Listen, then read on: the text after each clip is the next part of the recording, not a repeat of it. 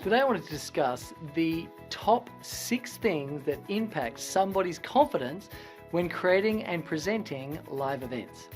Now, these are 6 myths that people hold about their confidence that really start to affect their ability to show up and present in the most authentic way and with the most level of empowerment and inspiration to get that audience to be inspired to take some action that changes their lives.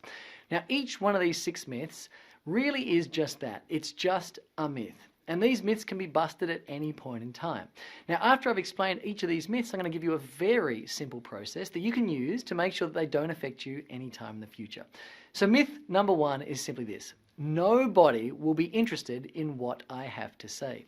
Having trained thousands of presenters now to run workshops and webinars and retreats and live events all over Australia and throughout the world, I know that at some point in time they're going to have a feeling inside themselves, the majority of them, where they actually think that nobody is actually going to be interested in what they have to say.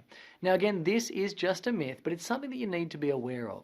With any of these 6 myths, just the awareness of the myth is one of the first steps to being able to deal with it, remove it, and get back to a state of confidence and empowerment. So number 1, nobody will be interested in what I have to say.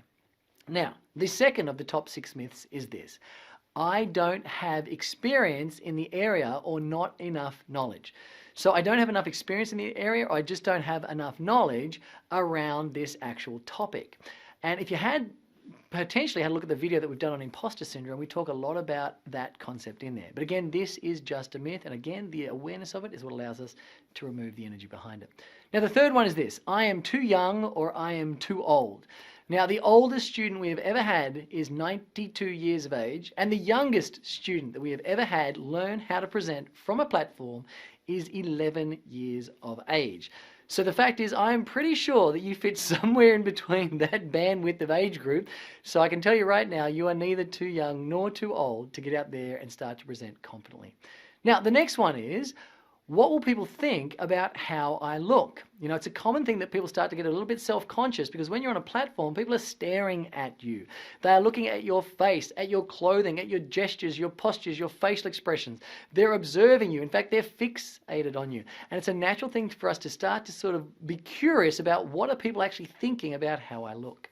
Now, the next one is: I don't have massive qualifications or a grand story to tell, and I don't have funny stories to tell either. In fact, basically, I don't really know anything about that whole concept of being funny. So quite often when we think to ourselves, you know, I don't have these great big stories, I don't have this incredible journey, I don't have this signature trauma that I've been through, or, you know, I don't even know how to be funny. None of my friends think I'm funny. So how could I possibly get on a platform and do any of that? Again, this affects our confidence, but it's just a myth. You know, some of the best presenters in the world are not presenters because they're funny. They're not presenters because they've got a great story. They're presenters because they're dynamic in what they do and their content is world class. And the very last myth is simply this: I don't have any charisma. So I don't have any charisma. Now, here's the thing. Charisma is one of these things that can actually be taught to any human being. Charisma is a combination of the words you choose, the tonality you apply to those words, and the hand gestures and postures that you add at the end of that. So charisma is not a naturally occurring thing. People say, oh, you're so naturally charismatic. You know, you've heard that phrase before, I'm sure, when people are discussing people out there. But I can tell you the people that are naturally charismatic are actually just doing something very specific. They're either consciously or unconsciously following a system that shows up and is expressed as charisma. So here's the thing: we can actually learn charisma at any point in time, but again, it is just a myth. Now, how do we actually overcome each of these myths? What are we meant to do about it? Well, here's the funny thing about the myths. The myths are triggered by a region of your brain down the back and the base of your brain stem. So when that part of your brain feels threatened in any way, shape or form, it kicks up a whole bunch of belief systems that we experience as myths that have an impact on our confidence in an attempt to make sure that we do not go on stage.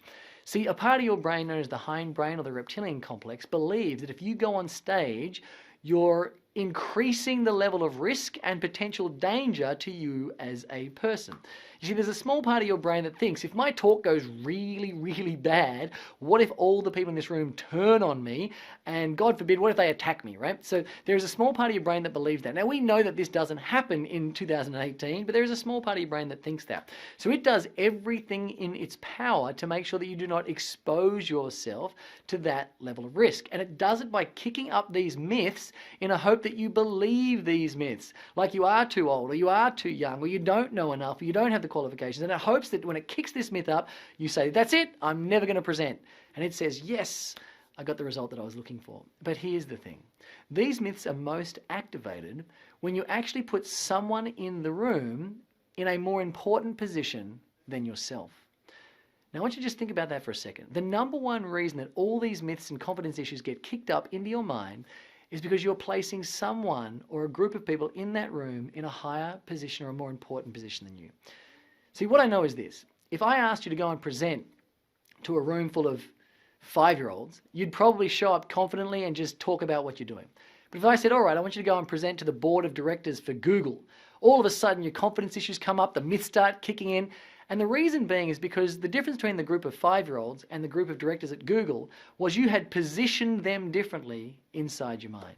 So one of the things I recommend every human being does before they ever get on a stage and start to present their message is write down a list of 200 reasons why you love yourself.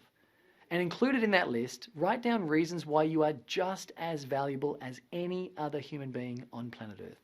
The fact is, every human being on this planet has the same amount of intrinsic value. We are equally valuable to every other human. And so when you point this out right before you go on stage, you significantly remove the risk of activating these myths into your mind to start to play havoc on your confidence. So again, what you want to do is write a list of up to 200 things you love about yourself, and also include in that list, write down reasons that you are just as valuable as anybody that could ever enter the room and become an audience member. That includes previous teachers, parents, siblings, co-workers, anybody at all that you have ever in your life put above you. You want to get yourself into a reposition where you are equal to everyone on the planet. And once you do that, you'll find these myths become a thing of the past, your confidence increases, and with all of that, your presentations have more power, more cut through, and inspire the audience to take that action that allows them to transform their lives for the better.